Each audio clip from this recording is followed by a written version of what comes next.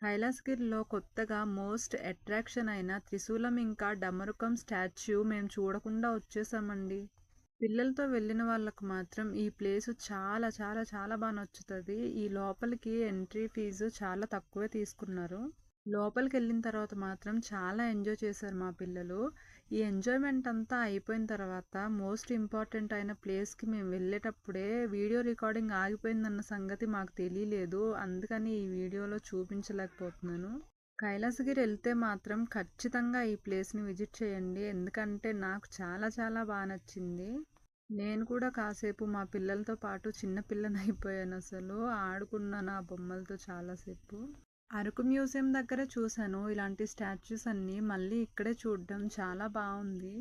కాకపోతే అక్కడ ట్రైబల్స్ ఎలా ఉంటారో దాని విధానాలు స్టాచ్యూస్ ఉంటాయి. ఇక్కడ మాత్రం చాలా చాలా వెరైటీగా ఉంది. ఈ ప్లేస్లన్నీ చూసి ఎంజాయ్ చేయడం ఒక ఎత్తు అయితే, అసలు నిజంగా వర్షంలో ఎవరైనా తడుస్తారు, కానీ మేము మాత్రం చెమటలతో తడిసిపోయాము. నాకు ఇక్కడ బాగా నచ్చిన ఇంకొక విషయం ఏంటంటే, ఈ కైలాసగిరిలో కానీ జూలో కానీ కూల్ వాటర్ తాగడానికి అవైలబుల్ ఉంటుంది. అది నాకు బాగా నచ్చింది. ఇక్కడ ఫోటో తీసి కడగడానికి 50 రూపీస్ చెప్పారు. మేము 2 తీసుకున్నాము. ఫ్రేమ్స్ ఏ సైజ్ కావాలన్నా కట్టిస్తారు. కాకపోతే అంత దూరం నుంచి తెచ్చుకోలేక మేమైతే కట్టించుకోలేదు.